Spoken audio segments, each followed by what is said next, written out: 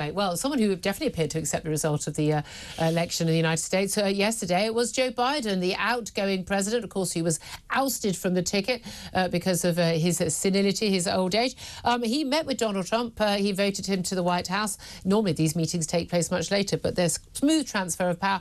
It looks like it's definitely going to take place this time. Let's talk about this with Greg Swenson, chairman of Republicans Overseas UK. Good afternoon to you, Greg.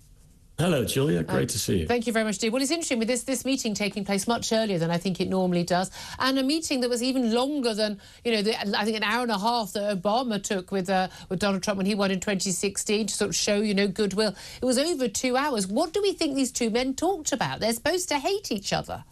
I know they did a really, they kissed and made up rather quickly. And I think there's a funny dynamic going on here is that I think Biden is really bitter about getting pushed aside by Nancy Pelosi and Kamala Harris. And so, this was a moment to, sort of meet with the former enemy, now his friend. Do you think, given how angry we know Biden was about that, and I know Jill Biden never made any secret of it, that actually there's almost every possibility that actually, it's a secret ballot, that Biden was very happy about the result and probably voted for Donald Trump himself to make the point that if I'd been on the ticket, I could have beaten him.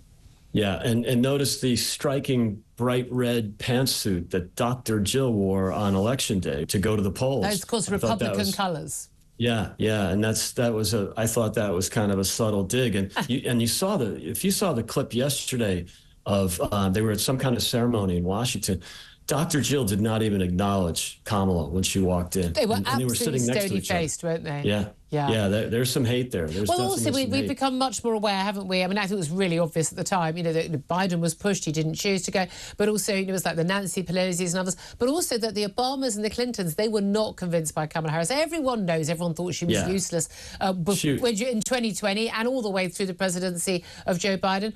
And then suddenly they all had to pretend that she was the greatest thing since sliced bread, and then she really wasn't. Yeah, the fraud didn't work. The cover-up didn't work. And look, they blew $1.5 billion on nothing and, paying celebrities. It just was a complete failure. When are they going to learn that putting up celebrities doesn't work? Now, there's a difference when it's someone like Elon Musk, who clearly absolutely passionately believed in this issue and is not a celebrity. He's famous because he's done stuff, not sung a song or been in a film. Yeah, he's a real innovator. I mean, there's probably no greater innovator in the world. And it's just fascinating to see how he's embraced, the conservative culture, but also the Trump culture, which is, sometimes two different things. But it's really great for the campaign. And look, all the people that are, so many of the people that surprised by coming over to the Trump campaign, Vivek was not a surprise, but, he's a real innovator. He's a forward thinker. And then you look at RFK Jr., Tulsi Gabbard. I mean, these are not yesterday's people. And whereas, Kamala had, Barack, who was elected 16 years ago, Bill Clinton 32 years ago, Dick Cheney, Liz Cheney. I mean, it was just, Dick Cheney was a bizarre choice, not a popular figure on any side. What do you make of some of the new appointments, though? We've had, obviously, we know Elon Musk has been sort of outside government or basically co-leading this Department for Government Efficiency. A lot of people very excited about that. We'd love to have him over here, I have to say. I'm very happy about some of the appointments, regarding the United Nations and Israel. However, quite a lot of concern about the new Attorney General, Matt Gaetz. He faces an ethics investigation in the Congress over claims of sexual misconduct, bribery and drug use. He is denied and he's not been proven. Those will fall away once he gets into government. He's also been the focus of, again, unsubstantiated, unproven sex trafficking claims about a 17-year-old girl. He's got very little legal experience. And this man is going to be the basically highest law officer in the land. I mean, this is not a good appointment.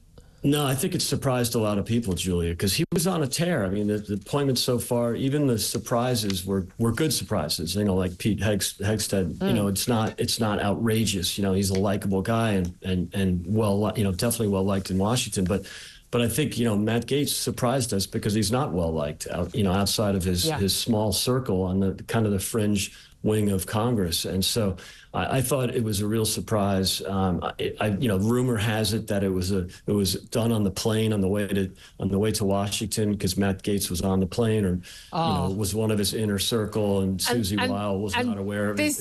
This is the downside of Trump, is these sort of decision-making processes.